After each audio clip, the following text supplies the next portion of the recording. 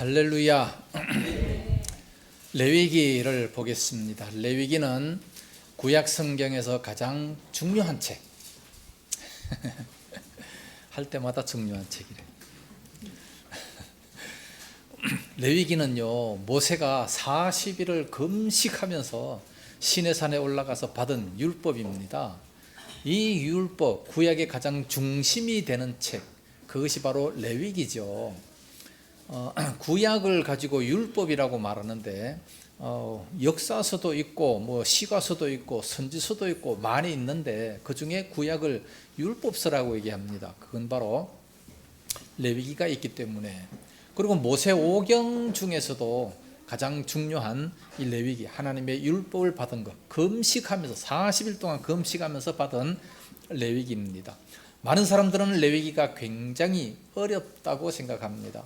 우리 실생활에 접촉이 잘 안 되기 때문에 어렵다 생각을 하는데 알고 보면 굉장히 쉬운 책이죠. 자, 레위기는 거룩한 책입니다. 하나님이 거룩하기 때문에 하나님의 백성들은 이렇게 살아야 된다라는 것을 말씀해 주시는 거룩한 책. 그래서 홀리, H자를 그리면 레위기다 라는 것을 알 수가 있습니다. 그리고 5대 제사가 있기 때문에 번제단을 그리고 그걸 딱 묶어주면 제사장이 하는 일이다는 것을 알게 됩니다. 그리고 성막을 딱 그리면서 성막에서 누가 거기에서 제사를 드리느냐를 말씀하고, 그 다음에 집을 그리고 정결법을 말씀합니다. 그 다음에 큰 박스 하나를 그리면서 여러 가지 각종 규례를 말씀합니다. 이것이 레위기의 그림입니다. 너무 쉽죠? 사람 잘 못 그려도, 풍경, 경치 잘 못 그려도 이거는 얼마든지 그릴 수가 있어요. 제가 음악에 음치고 그림에 긋자도 모르는 사람인데 음악을 자꾸 부르다 보니, 성가대에서 자꾸 부르다 보니까 되더라고요. 그리고 그림도 이렇게 그리다 보니까 이런 그림 정도는 충분히 그릴 수 있겠다, 그렇게 생각이 됩니다. 충분히 그릴 수 있죠? 이거 다 외웠죠? 그래서 레위기는 제사 드리는 것, 그 성막, 성소 안에서 제사 드리는 것, 가정에서, 그리고 각종 규례, 이게 바로 레위기다라는 것을 알 수가 있습니다. 자, 1장에서 5장까지는 암기 문장이 있습니다. 번제를 드리면 소화가 속속된다. 그래서 1장에서 5장까지는 번제, 소제, 화목제, 속죄제, 속건제 차례대로 번호를 놓게 됩니다. 자, 그럼 1장에서 5장까지는 다 외웠죠? 자, 6장, 7장은 이제 제사장이 이 사명을 감당한다. 그래서 제사장 직무가 되는 겁니다. 자, 1장에서 7장까지는 저절로 그냥 머릿속에 쏙 들어오게 됩니다. 자, 그 다음에 이제 제사장이 첫 번째로 제사장이 성소에 들어가서 이제 제사를 드리는데, 8장은 그 바로 전에 성소 입구에다가 놓고 먼저 위임식을 해야, 그래야 사명을 감당할 수가 있으니까 제사장 위임식입니다. 그 다음에 9장에서는 번제단 바로 앞에 아론 첫 제사, 아론이 첫 번째로 제사를 드립니다. 10장에서는 번제단에 잘못 제사를 드렸기 때문에 죽음이 찾아왔어요. 누가 죽었다? 죽음, 나답과 아비후의 죽음입니다.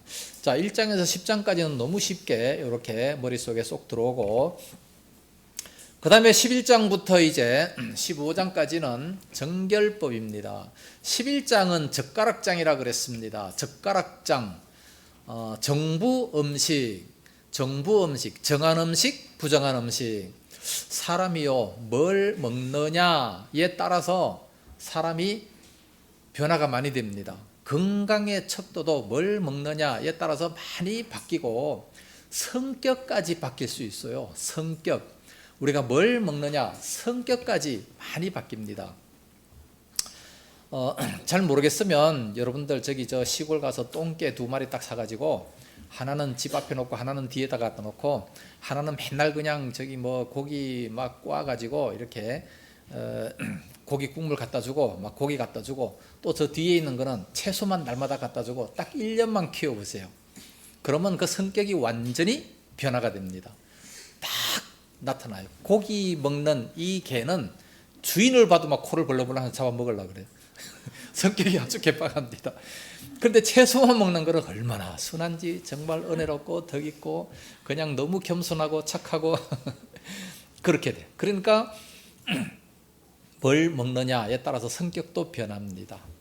옛날에 우리가 어떤 친구들을 이렇게 만나가지고 갑자기 그 친구가 화를 막 버럭 내면서 막 생난리를 피우면 야가 뭐 잘못 먹었나 그러죠.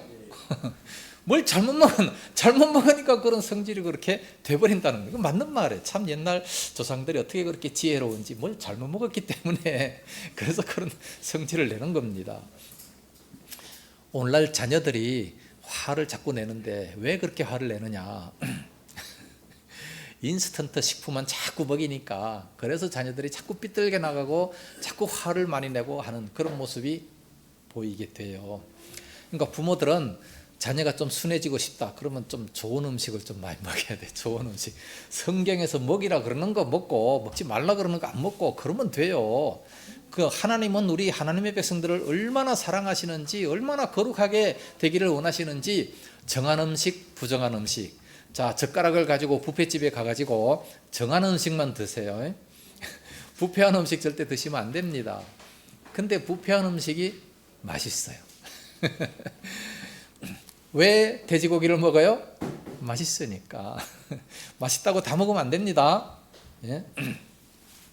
원래 기름이 맛있는데 기름 종류가 그거 먹으면 안 됩니다. 또 바깥으로 나갔네요. 자, 12장은 산모 정결식. 산모가 아기를 낳고 난 다음에 어떻게 정결식을 행하느냐.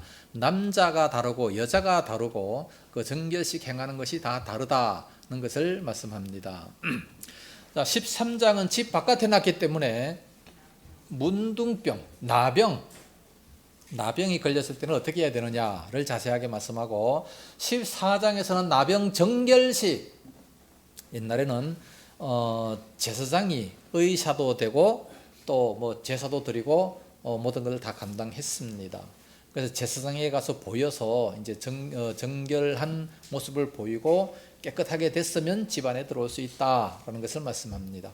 15장은 구멍에 났기 때문에 성병입니다. 성병, 유출병이 15가지 다 그렇게 애우는 거예요. 15장이니까 그냥 그렇게 애우면 됩니다. 자, 15장까지 다 외웠죠? 여기까지 잘 안 외워지는 사람들은 다 50대 이상이야. 자, 16장과 17장은 십자가 위에다 놨습니다. 십자가에서 우리의 모든 죄를 다 용서받을 수 있는 것처럼 16장은 대속죄일, 1년에 한 번 있는 대속죄일. 17장에서는 피에 대한 규례, 피는 절대로 먹지 말라라는 것을 말씀하고 있습니다.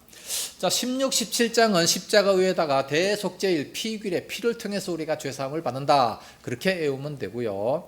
그 다음에 18장에서부터는 각종 규례입니다. 27장까지 여러 가지 각종 규례. 자, 암기키 문장이 있습니다. 암기키 문장, 거제 절 안 가서 거제도의 절간까지 가기 전에 끝내자. 그렇게 이해를 하면 됩니다. 거제절 안 가서. 자, 18장은 18 뭐요? 성죄악, 성적인 죄악입니다.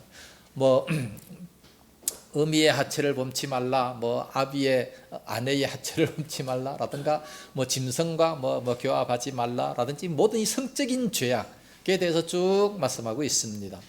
왜 이런 성적인 죄악을 범하지 말아야 되느냐? 19장 거룩한 백성이기 때문에 그렇습니다. 우리는 거룩한 백성이기 때문에 그러므로 그런 죄를 저지르면 안 돼요. 20장에서는 똑같은 성적인 죄악, 성죄악 2인데 여기서는 반드시 죽일 죄입니다.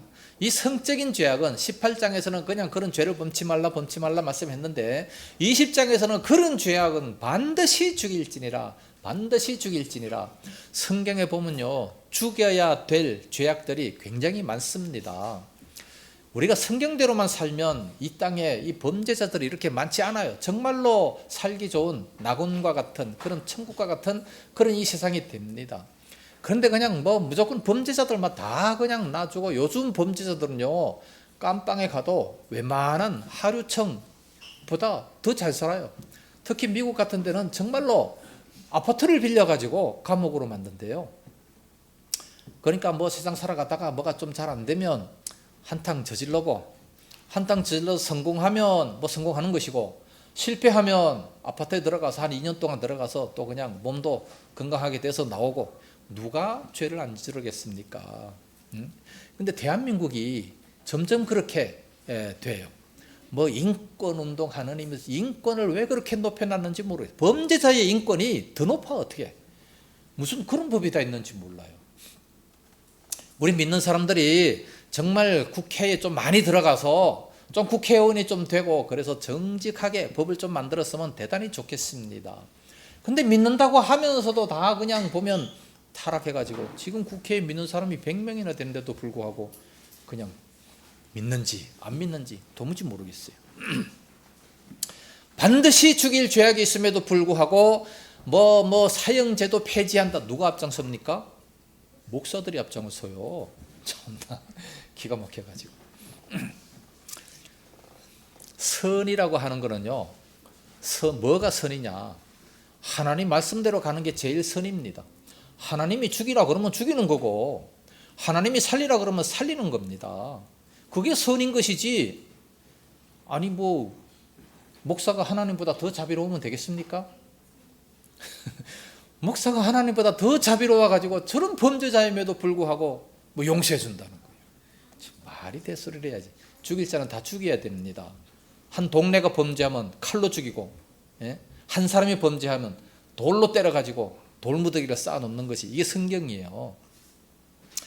그러니까 범죄자들을 용서하지 말라는 거죠. 그가 정말로 회개하고 돌아온다면 그러면 용서해 줄지 모르지만 사형죄 폐지하면 안 됩니다. 무당들 다 때려 죽이라 그랬어요. 죽여야 돼. 참 이상한 목사 하나 나왔다 이제. 성경대로 사는 것이 가장 선입니다.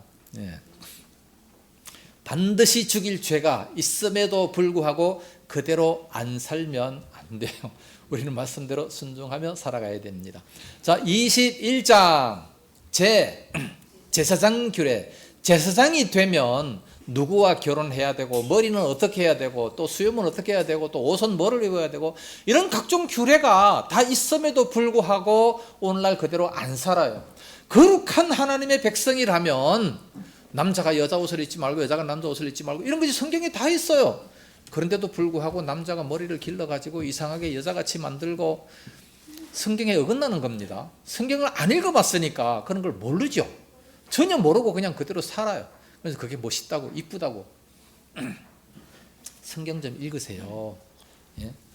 설교는 다 잊어버려도 자기가 성경을 읽고 은혜 받으면 그거 잘 안 잊어버려요. 그래서 본인이 그렇게 은혜를 받아야 됩니다. 자, 제사장 규례. 그 다음에 22장 성물, 제물, 성제 규례입니다. 성제 규례.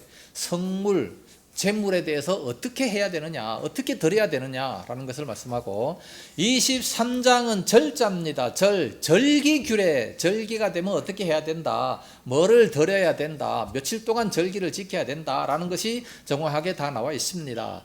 24장은 등진 규례, 등잔과 진설병을 어떻게 해야 되나. 이게 오늘날 이제 우리가 성막이 없기 때문에 이런 거 뭐 별로 관심이 없습니다. 하나도 관심이 없으니까 뭐 외울 필요도 없고 읽을 필요도 없고 뭐 그렇게 되는 거예요. 그래서 뭐 있는지 없는지도 모르는 거죠.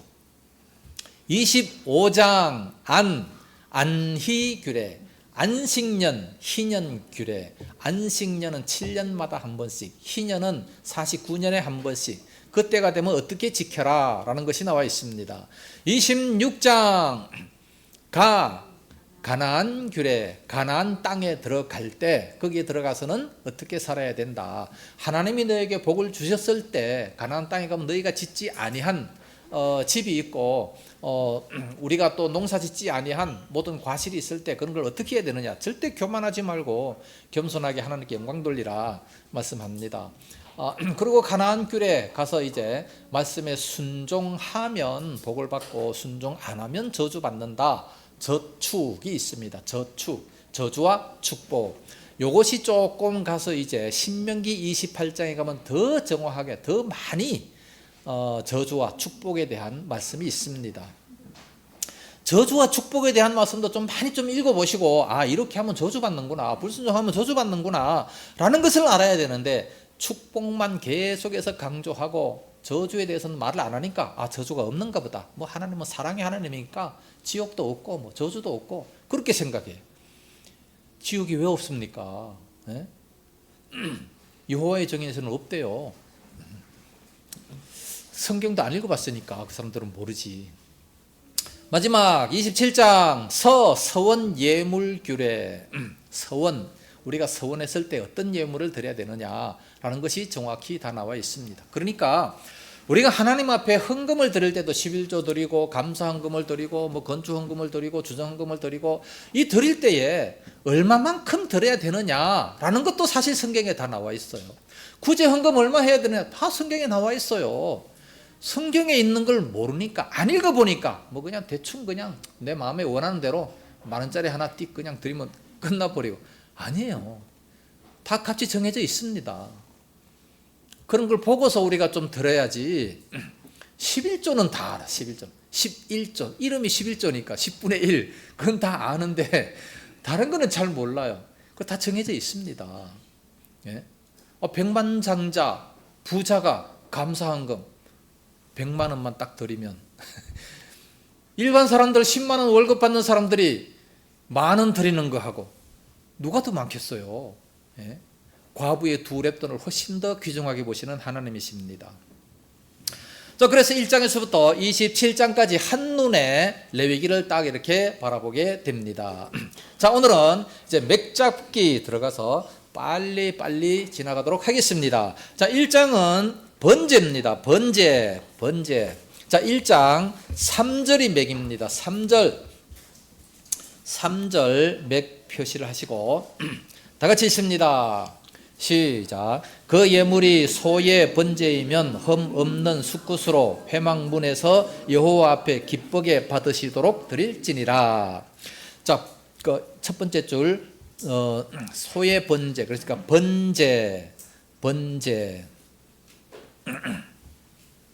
번제에 대해서 말씀하고 있습니다. 자, 5대 제사인데 번제, 소제, 화목제, 속제제, 속건제가 있습니다. 이 5가지 제사 중에서 번제는 언제 드리느냐? 일반적인 죄사함을 받을 때 번제를 드리고 또 각종 헌신 예배 드리죠. 우리 헌신 예배 드리는 것이 번제입니다. 번제로서 이렇게 헌신하겠다 그런 마음을 먹을 때에 이렇게 번제를 드리게 됩니다. 자, 소의 번제이면 5절 보니까 그는 여호와 앞에서 그 수송아지를 잡을 것이요. 그는이라고 말씀하고 있는데 그가 누굽니까? 희생 제물을 드리는 당사자입니다. 이 당사자가 이제 그 소를 딱 잡아요. 잡을 때 어떻게 잡느냐? 6절에 번제물에 가죽을 벗기고 각을 뜰 것이고 가죽을 다 벗겨요. 가죽을 다 벗기고 난 다음에 각을 때 이렇게 다 팔, 다리 이렇게 다 이렇게 잘라요. 잘라 가지고 그것을 이제 불에 태우는 겁니다. 가죽을 벗기고 전체를 이렇게 이제 불에 태우는 겁니다. 자, 9절에 보면 자, 9절 삼지창 표시하시고 9절 삼지창 표시하시고 어떻게 드려야 되느냐를 말씀하고 있죠. 시작. 그 내장과 정강이를 물로 씻을 것이요 제사장은 그 전부를 제단 위에서 불살라 번제를 드릴지니 이는 화제라 여호와께 향기로운 냄새니라. 자, 번제는 이 각을 떠가지고 이제 껍데기를 벗기고 각을 떠가지고 그 전부를 제단 위에 불살라 드리는 겁니다.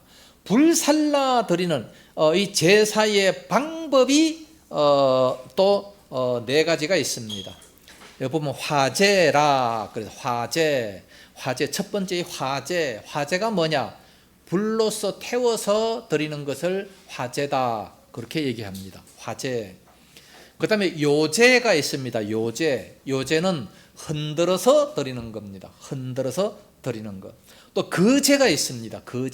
거제는 들었다 놓는 거예요. 들었다가 놔요. 전에 그 집안에 제사할 때 이렇게 보니까 술을 딱 따라서 이걸 가지고 이렇게 들었다가도 놓고 또 그 앞에서 이렇게 돌렸다가도 놓고 왜 저러지? 저게 무슨 뜻이 있지? 도무지 몰랐는데 성경에 보니까 나와 있더라고. 이렇게 참 드릴 때 이렇게 들어서 놓는 것도 있고 흔들어서 놓는 것도 있다. 무조건 다 불로 태워서 드리는 화제다라고 한다면 그럼 제사장은 뭐 먹고 삽니까? 하나님 앞에 무조건 다 갖다가 태워서 하나도 없어. 그러면 제사장은 뭐 먹고 살아요? 들었다 놓고 흔들어서 놓고 이런 것을 이제 다 갖다가 먹고 살 수 있도록 그렇게 만들어 주는 겁니다. 그 다음에 또 전제가 있어요. 전제. 화제, 요제, 거제, 전제. 이 네 가지 방법이 있는데, 전제는 포도주나 독주를 제물에 부어 가지고 드리는 그것을 전제다, 그렇게 얘기합니다. 이렇게 제사를 드리는 방법도 네 가지 종류가 있다는 것을 그냥 알아놓으면 돼요. 어떤 때는 뭐 화제다, 어떤 때는 뭐 전제다, 어떤 때는 요제다, 뭐 이런 것이 막 나와. 이게 도대체 뭔 말이냐? 이건 이렇게 드리는 방법을 말씀하고 있다는 겁니다. 번제는 일반적인 죄 사함 받을 때, 그리고 헌신할 때 그렇게 합니다.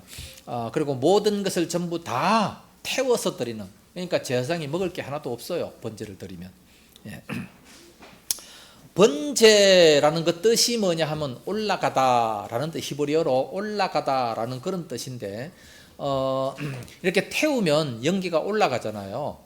아벨이 제사를 드릴 때 이 연기가 쫙 올라가서 하나님이 받으셨다, 그런 뜻으로 번제라는 그 뜻이 바로 올라가다, 그런 뜻이 되게 되는 겁니다. 자, 2장은 소제는 누가 드리느냐?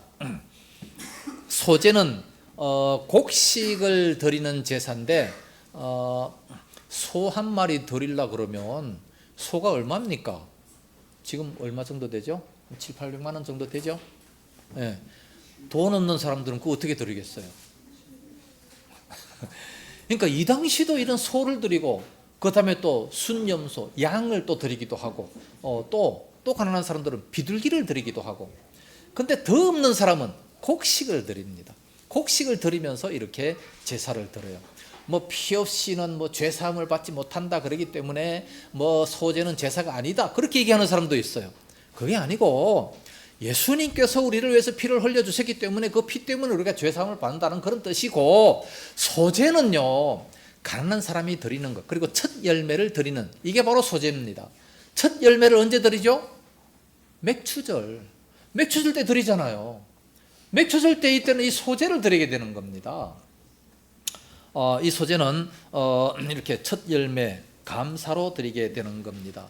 그 다음에 화목제는 언제 드립니까? 화목제는 하나님과 화목하기 위해서 드리는 것이고, 속죄제는 오직 죄를 범했을 때 드리는 것이고, 속건제는 성물에 대하여 범죄했을 때 드리는 겁니다. 자, 2장 소제 1절에서 2절이 맥입니다. 1절과 2절 맥 표시하시고 다 같이 했습니다. 시작. 누구든지 소제의 예물을 여호와께 드리려거든 고운 가루로 예물을 삼아 그 위에 기름을 붓고 또 그 위에 유향을 놓아 아론의 자손 제사장들에게 가져갈 것이요, 제사장은 그 고운 가루 한 움큼과 기름과 그 모든 유향을 가져다가 기념물로 제단 위에서 불사를 지니 이는 화제라, 여호와께 향기로운 냄새니라. 자, 2장 1절 첫 번째 줄에 소제는 어떻게 드리느냐? 1절 첫 번째 줄 끝에 고운 가루로 해서 드리는 겁니다. 고운 가루를 이렇게 한 움큼, 기름 한 움큼, 또 유향을 가져다가 이렇게 해서 불로 살라서 2절 맨 끝에 화제로 드리게 되는 겁니다. 그리고 그 소재물의 남은 것은 아론과 그의 자손에게 돌릴지니 이는 여호와의 화제물 중에 지극히 거룩한 것이니라. 제사장이 이제 먹게 되는 것이죠. 그래서 이 소재는 하나님의 주권을 인정하고 그에게 충성을 맹세하는 그런 의미가 내포가 되어 있습니다. 그런데 이 소재는 뭐를 드리느냐? 곡식과 반드시 같이 드려야 될 것이 있습니다. 곡식만 드리는 것이 아니고 한 가지 반드시 같이 드려야 될 것, 그게 뭐냐? 소금입니다. 소금과 함께 드리게 되는 겁니다. 자, 13절에 삼지창 표시를 합니다. 13절에 삼지창 표시를 하시고 다 같이 시작. 내 모든 소재물에 소금을 치라. 내 하나님의 언약의 소금을 내 소재에 빼지 못할지니 내 모든 예물에 소금을 드릴지니라. 자, 13절에 첫 번째, 내 모든 소재물에 소금을 치라. 내 모든 소재물에 소금을 치라. 조금 더 가서 언약의 소금. 그 소재를 드릴 때에는 반드시 소금을 쳐야 되는데 그 소금은 뭐냐? 언약의 소금이다. 그렇게 말씀하고 있습니다. 언약의 소금. 왜 소금을 거기에 쳐야 되느냐? 소금은 언약의 소금. 언약의 소금입니다. 부패가 되지 않는 것이 바로 소금이죠. 이 땅에서 부패가 안 되는 것, 소금. 소금을 치는 것은 바로 부패가 되지 않게 하기 위해서. 안동 간고등어가 왜 유명합니까? 예? 안동에서 무슨 고등어가 나와요? 고등어는 포항이나 바닷가에서 나오는 거잖아요. 왜 안동에서 왜 그게 나와? 근데 안동에서 간고등어가 굉장히 유명하거든요. 바닷가에서 나오는 것보다 훨씬 더 유명해. 왜 그래요? 과거에는 포항에서 고등어를 잡아다가 안동까지 가져오려고 하는데 가져오는 사이에 그냥 이게 다 부패해버리니까 소금을 잔뜩 치는 겁니다. 그러면 부패해지잖아. 안 부패해요. 그래서 이 소금을 치면 부패하지 않는다. 계속 그대로 있다라는 그런 뜻이 되는 거죠. 하나님께서 우리에게 말씀하신 너희는 세상의 빛이라 너희는 세상의 소금이다 라고 말씀하고 있어요. 이 소금이 뭡니까? 아니 우리 그리스도인들 보고 소금이라고 말씀하고 빛이다라고 하는 것은 빛을 비춰라 그런 뜻이지만 소금이다 뭐예요? 예? 소금이다. 우리 그리스도인들은 소금입니다. 소금이 되게 해 주시옵소서가 아니고 예? 내가 빛이 되게 주시옵소서가 아니고 이미 너는 세상의 빛이고 이미 세상의 소금입니다. 그대로 살기만 하면 돼요. 소금은 부패를 방지하는 겁니다. 부패를 방지하고 그리고 소금은 맛을 내는 거죠. 여러분 그렇게 맛있는 설렁탕도 소금이 안 들어가면 닝닝해서 맛이 없고 그렇게 맛있는 보신탕도 소금이 없으면 못 먹어요. 소금은 맛을 내는 겁니다. 그러면 우리 그리스도인들은 어디를 가든지 맛을 내야 돼요. 좀 냉랭하고 분위기가 없는 곳에 내가 딱 갔다. 그러면 기분이 좋아져야 되고 웃음꽃이 펴야 되고 막 활기가 차고 맛을 내는 그리스도인이 돼야 되는데 막 활기차고 기분이 좋은 그 장소에 내가 가면 기분이 싸해지는 그런 사람도 있어요. 예? 이거는 반대적인 사람, 사탄적인 그런 삶을 사는 겁니다. 그래서는 안 됩니다. 세상의 소금입니다. 맛을 내는 자예요. 그냥 막 부패가 너무 심한데 내가 가니까 더 이상 부패하지 않게 되는 것. 남편은 예수를 안 믿고 아내가 예수를 잘 믿어요. 그런데 그 남편이 그렇게 부패하고 싶은데 그 아내 덕분에 더 이상 부패되지 않게 되는 그런 모습이 있어져야지. 그게 진짜 소금 아니겠습니까? 네. 바로 이 소금 언약이라고 하는 것은 민수기 18장 19절 말씀 보면 소금 언약이 나옵니다. 소금 언약. 이것은 변할 수 없는 부패와 변질을 방지하는, 그래서 이 소금을 옆에다 놓고 또 소금 물을 타서 먹고 하면서 계약을 체결을 하는 사람들이 그 당시에 있었어요. 이것은 절대 이 계약은 무효가 될 수 없다. 이 계약은 반드시 그대로 이루어진다. 파기될 수 없을 때에 그때 소금을 타서 이렇게 먹는 이 백성들을 볼 수가 있습니다. 자, 그 다음에 3장. 3장은 화목제입니다. 자, 1절이 맥입니다. 1절 맥 표시하시고 다 같이 읽습니다. 시작. 사람이 만일 화목제의 제물로 여호와께 드리되 소로 드리려면 수컷이나 암컷이나 흠 없는 것으로 여호와 앞에 드릴지니. 자, 여기 화목제 첫 번째 줄에 화목제. 하나님과 화목해지고 싶어서 드리는 그것이 바로 화목제입니다. 화목제로 드릴 때에는 암컷이나 수컷이나 흠 없는 것으로 여호와 앞에 드려야 된다는 것을 말씀합니다. 어차피 죽을 건데 흠 있는 거 그냥 죽이는 것이 더 안 좋겠습니까? 어차피 죽여서 없어질 건데 쩔룩쩔룩한 거 또 뭐 피부병 있는 거 이런 거 그냥 죽여 없애면 좋잖아요. 근데 왜 흠 없는 것을 드리라고 그래요? 예? 그래서 과거에 우리가 하나님 앞에 헌금할 때도 일부러 은행 가서 빳빳한 돈을 가지고 와서 막 시간이 없을 때는 막 다리미로 달아가지고 막 드리고 막 그 정도까지 했었어요. 요즘에야 다 뭐 온라인으로 막 붙이고 하니까 그런 정성은 없고. 하나님 앞에 드리는 것은 무조건 최고로 드려야 됩니다. 제일 비싼 걸로, 제일 좋은 걸로 드려야 돼요. 끝꽂이 할 때도 제일 좋은 걸로, 의자도 제일 좋은 걸로, 강대상도 최고로 좋은 걸로, 세상에서 그 어느 것보다 가장 좋은 걸로 드리게 되면 하나님이 반드시 복 주실 줄로 믿습니다. 왜 그렇게 드리라고 할까요? 예? 왜 꼭 그렇게 해야 돼요? 어차피 죽을 건데 뭐 그냥 흠 있는 거 드리면 뭔 상관이 있어요? 마태복음 5장에 보면 내 재물이 있는 그곳에 내 마음도 있다 말씀했습니다. 우리가 가장 좋은 것을 가장 사랑하는 사람 앞에 갖다가 주면 나의 모든 것을 다 갖다 주는 거죠. 그렇죠? 예. 내가 가장 좋아하는 것을 사랑하는 사람 앞에 갖다 주면 내 마음이 다 가는 겁니다. 마찬가지로 하나님 앞에 우리가 드릴 때에는 나의 가장 소중한 것, 가장 좋은 것을 하나님께 드린다는 거죠. 그래서 우리가 하나님 앞에 헌금 드릴 때도 그래야 됩니다.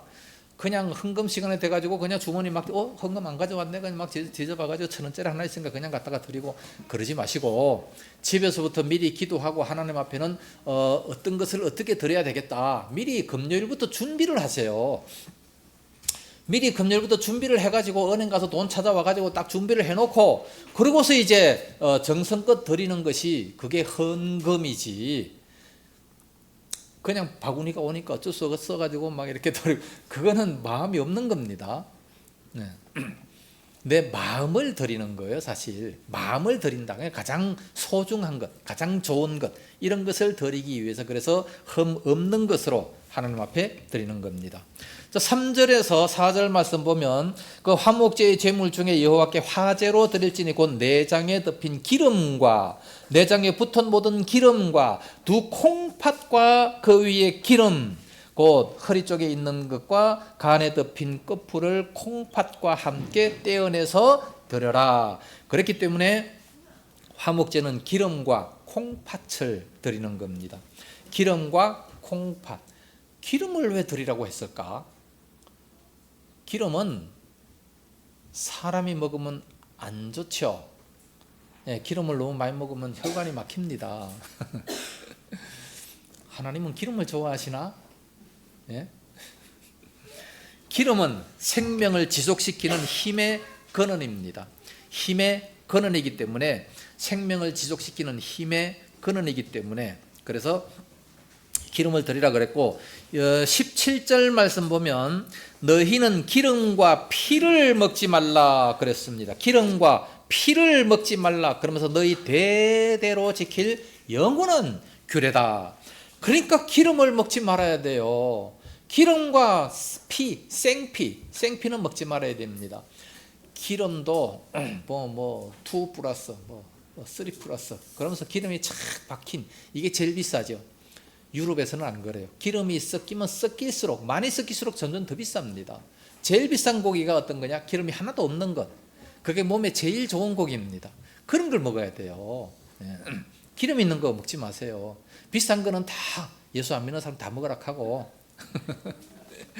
우리는 완전 살고기만, 단백질을 먹어야 되기 때문에 그렇게 해야 됩니다. 기름과 피를 먹지 마. 이 피라고 하는 것은 생명 그 자체이기 때문에 그렇습니다. 그리고 이 옛날 그 당시에 우상에게 바치는 모든 건 다 피를 드리고 또 그 피를 마셨어요. 그러니까 그 우상을 본받지 않게 하기 위해서 아예 이 생피는 멀리하도록 그렇게 만들었던 겁니다. 그래서 기름과 이 피는 절대로 먹지 말라, 가까이 하지 말라, 그렇게 말씀합니다. 자, 4장 빨리빨리 나가야 되겠습니다. 요한계시록까지 끝내려면 좀 바빠요. 자, 4장에서는 원래 이 화목제를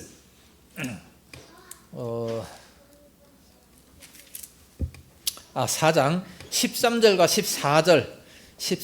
14절이 맥입니다. 13절과 14절 맥 표시하시고 다 같이 읽습니다. 시작. 만일 이스라엘 온 회중이 여호와의 계명 중 하나라도 부지 중에 범하여 허물이 있으나 스스로 깨닫지 못하다가 그 범한 죄를 깨달으면 회중은 수송아지를 속죄제로 드릴지니 그것을 회막 앞으로 끌어다가. 자, 그 13절 두 번째 줄에 부지 중에 범하여 허물, 부지 중에 범하여 허물. 14절에 그 범한 죄를 깨달으면 속죄제. 부지 중에 범하여 허물이 있으나, 부지 중에 범하여 허물. 부지 중에 허물이 뭡니까? 알지도 못하고 저지르는 죄입니다. 자, 우리가 모르고 지은 죄들이 상당히 많이 있어요. 그건 죄예요, 아니에요? 네? 모르고 지은 죄지요. 당연히 죄입니다. 여기 보면은 부지 중에 범하여 허물이 있었어요. 그러다가 나중에 깨달았어요. 그 범한 죄를 깨달으면 속죄제를 드려라, 그렇게 말씀하고 있습니다. 많은 사람들은 모르고 한 거기 때문에 다 용서한다, 그렇게 말하는 사람들이 많습니다. 모르고 한 것이라도 죄예요. 기독교가 대한민국에 들어오기 전에는 그 사람들 다 선하게 살았어요. 그러면 천국 가야 됩니까? 아니잖아요. 기독교가 없었기 때문에 몰랐어요. 몰랐지만 그러나 그냥 죽으면 지옥 가요. 어쩔 수 없어요. 우리가 화내는 거, 이 뭔 죄냐? 술 먹는 게 무슨 죄냐? 전혀 몰랐어요. 그리고 그대로 행해요. 나 이거 몰라서 했는데요. 하나님 앞에서 그렇게 말하면 왜 모르느냐? 왜 그것을 모르냐? 책망하실 겁니다. 알아야 될 것을 말씀합니다. 알게 하기 위해서 어려서부터 성경을 읽으라고 말씀하고 있습니다. 성경을 배우라고 말씀하고 있어요. 왜 안 배워서 모른다고 하냐? 똑같이 처벌받아요. 예. 아무리 몰랐어도 죄는 죄입니다. 모르고 살인을 저질렀다, 죄 아닙니까? 죄잖아요. 예. 큰 죄, 작은 죄, 그렇게 구분할 수 있겠지만 좌우지간 죄라는 겁니다. 우리가 예수님을 믿지 아니하면 어떤 죄도 용서받을 수 없기 때문에 모르고 예수 안 믿었다? 죄예요. 예. 그래서 부지 중에 범하여 허물이 있을 때, 그때 그 범한 죄를 깨달으면 속죄제를 드리는 겁니다. 17절에 그 제사장이 손가락으로 그 피를 찍어 여호와 앞에, 휘장 앞에 7번 뿌릴 것이요, 그랬습니다. 7번 뿌린다라고 하는 것은 이것은 완전체입니다. 완전체.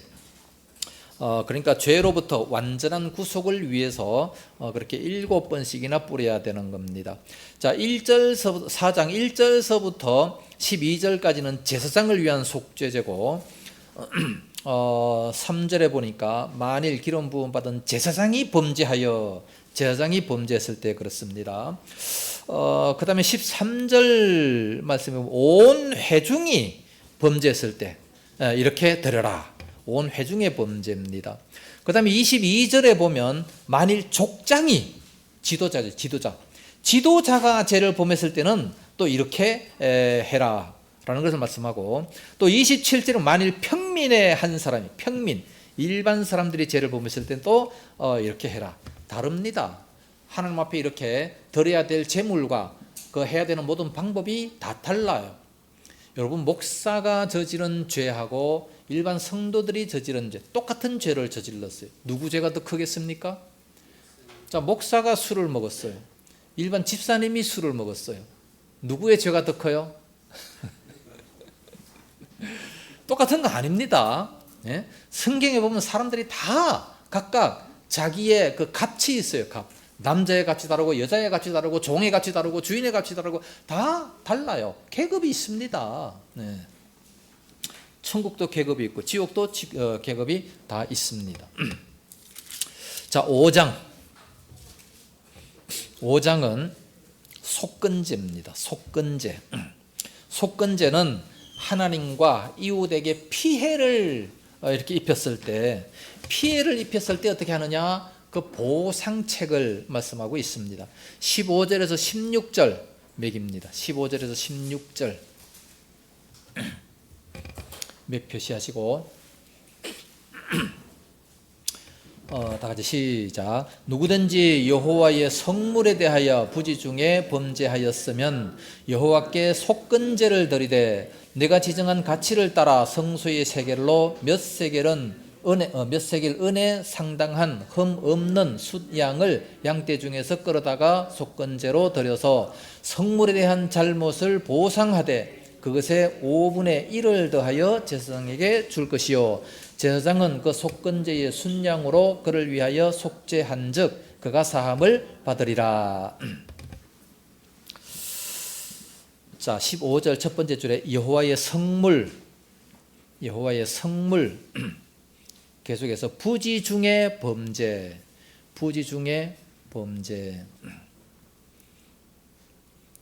두 번째 줄에 속건제를 드리는, 여호와의 성물에 대해서 부지 중에 모르고 죄를 지었습니다. 그럴 때에도 속건제를 드리게 되는 겁니다.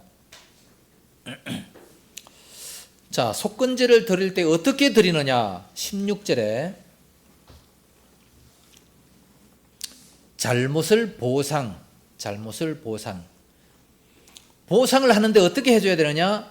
5분의 1을 더하여 잘못을 5분의 1을 더하여 보상합니다.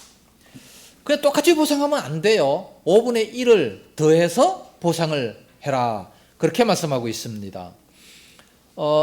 성물에 대한 보상도 그러고 17절 말씀에 보면 계명 중 하나를 부지 중에 범할 때에도 똑같이 그렇습니다. 또 6장 1절에서부터 7절 말씀까지 이웃에게 대한 범죄했을 때에도 똑같이 그렇게 하는 겁니다. 6장 1절부터 7절까지 그것도 똑같이 속건제, 이웃에 대한 속건제입니다. 2절에 보니까 6장 2절 누구든지 여호와께 신실하지 못하여 범죄하되 곧 이웃이 맡긴 물건이나 전당물을 속이거나 도둑질하거나 착취하고도 사실을 부인하거나 남의 이런 물건을 줍고도 사실을 부인하여 거짓 맹세하는 등 사람이 이 모든 일 중에 하나라도 행하여 범죄하면 그러면 이제 다 돌려주되 5절에 보니까 그 거짓 맹세한 모든 물건을 돌려보내되 곧 그 본래 물건의 5분의 1을 더하여 돌려보낼 것이니 그랬어요. 5분의 1을 더하여 돌려보내는데 6절에 그는 또 그 속건 죄물을 여호와께 가져갈지니, 한번 이렇게 속건 죄를 저지르면 제사 드리면서 제물을 드려야지요. 또 그 원래 본래 있었던 그것을 드려야지요. 거기에 5분의 1을 또 더 드려야지요. 엄청나게 많이 손해를 보게 되는 겁니다. 왜 그렇게 할까요? 왜 더 많이 내야 돼요? 본전만 주면 되는 거지. 왜 그래요? 자, 우리가 교통사고를 내고 교통 위반을 하다가 과태료를 끊었어요. 근데 며칠까지 내라. 그때까지 안 냈어요. 그러면 뭐가 붙죠? 그냥 가산이 더 붙어요. 왜 더 붙습니까? 왜 더 붙여요? 제때 안 냈으니까. 제때 안 냈으니까. 만약에 그 가산금이 없다면 아마 죽을 때 낼 거예요. 뭐 언제 내도 되는데 뭐 똑같은 나중에 값어치 없을 때 그때 가서 뭐 내면 되지 뭐 그렇게 생각할 거 아니겠습니까? 그래서 가산금을 더 내서 다시는 그러한 일을 하지 못하도록 확실하게 하기 위해서 이렇게 가산금을 더 내야 됩니다. 자, 11조 잊어먹고 못 냈어요. 그러면 어떻게 해야 돼요? 가산금 내야 됩니다. 이거 가르쳐주는 사람 있어요, 없어요? 이런 거 얘기하면 다 시험 들어요. 11조 내는 것도 힘들어 죽겠는데. 그러니까 스스로 성경을 읽어서 스스로 깨달아야지. 그래야 은혜가 되는 거지. 앞에서 돈 얘기하면요, 다 시험 들어요. 네? 스스로 깨달아야 돼요. 스스로. 좀 읽으세요. 레위기를 왜 안 읽습니까? 레위기는 재미가 하나도 없으니까. 뭐 재미로 우리가 신앙생활을 합니까? 하나님이 읽으라고 하는 것은 다 읽어야 돼요. 자, 이제 6장, 7장은 제사장 직무입니다. 제사장 직무. 제사장은 이제 이 번제, 소제, 화목제, 속제제, 속건제를 드릴 때에 어떻게 드리느냐라는 것을 말씀하고 있습니다. 제사장 직무. 자, 6장 9절에 맥입니다. 9절. 9절에 맥 표시하시고 이거 빨리 가야 되겠다. 시작. 아론과 그의 자손에게 명령하여 이르되 번제의 규례는 이러하니라. 번제물은 아침까지 제단 위에 있는 석쇠 위에 두고 제단의 불이 그 위에서 꺼지지 않게 할 것이요. 자, 9절에 첫 번째 줄에 번제의 규례, 번제의 규례.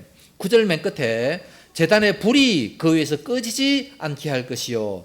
자, 제사장의 사명은 제단의 불을 꺼지지 않게 해야 되는 겁니다.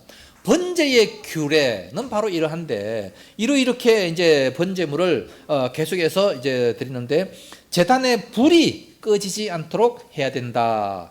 그래서 이 불은 실제로 주전 1445년도에서 주전 586년도 거의 1000년 동안 이 불이 꺼지지 않았다고 해요. 그런데 이제 이 회막이 나중에 블레셋의 침공으로 말미암아 다 훼손이 됐잖아요. 그때 꺼졌대요. 그때. 범죄함으로 말미암아 꺼지게 됐습니다.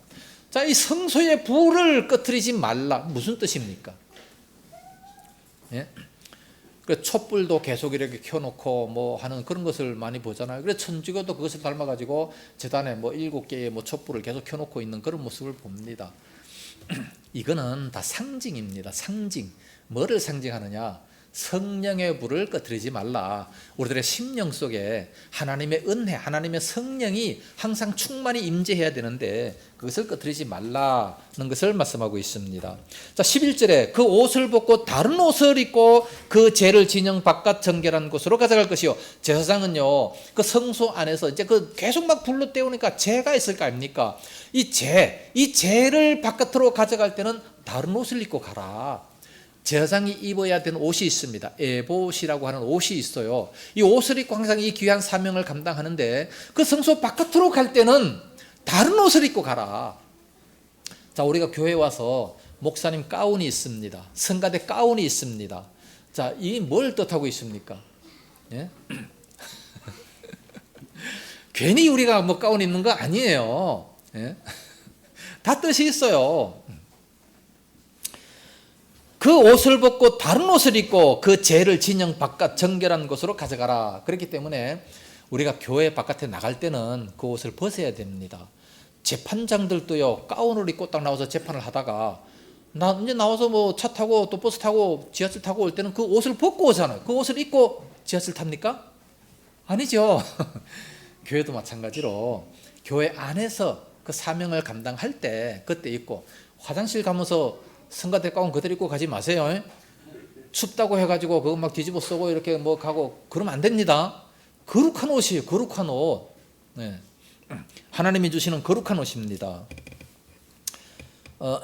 여기 할 말이 많은데 시간이 지금 다 됐어요.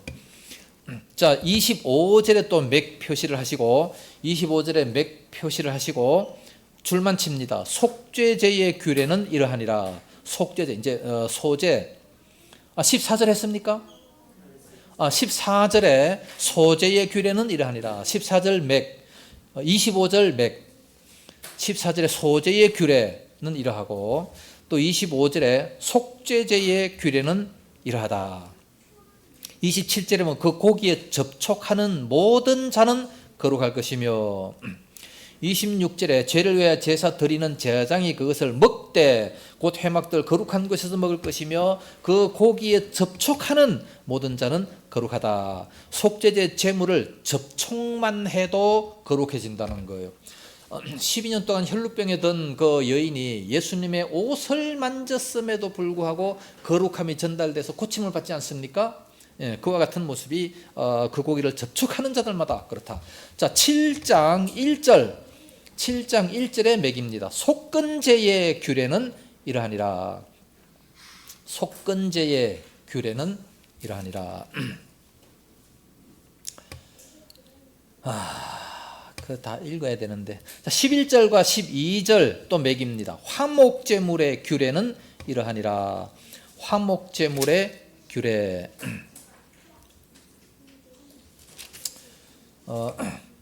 제사를 드리면서 이제 그 이튿날까지 먹고 17절에 보니까 그 제물의 고기가 셋째 날까지 남았으면 불살라 없애라. 계속 더 있으면 그것이 부정하다. 그렇게 말씀하고 있습니다. 부정한 고기를 먹을 때에는 20절에 만일 몸이 부정한 자가 여호와께 속한 화목제물의 고기를 먹으면 그 사람은 자기 백성 중에서 끊어진다 말씀합니다. 냉장고가 없던 시절이기 때문에 많이 부패가 되니까 이튿날까지만 남겨두고 나머지는 다 불살라 없애라 말씀하고 있습니다. 25절 말씀에도 보면 화제로 드리는데 그 제물의 기름을 먹으면 그 먹는 자는 자기 백성 중에서 끊어지리라 말씀합니다. 그러니까 기름도 먹지 말고 26, 27절에 피도 먹지 말라. 무슨 피든지 먹으면 자기 백성 중에 끊어질 것이다 말씀합니다. 30절에 보면 흔들어 요제를 삼고, 요제는 무슨 제사? 흔들어서 드리는 제사. 그리고 나머지는 그 아론의 자손들에게 32절에 보면 그 뒷다리는 제사장에게 주어서 거제를 삼을지니, 거제는 들었다 놓는 거죠. 그래야 제사장이 먹을 수 있는 거 아니겠습니까?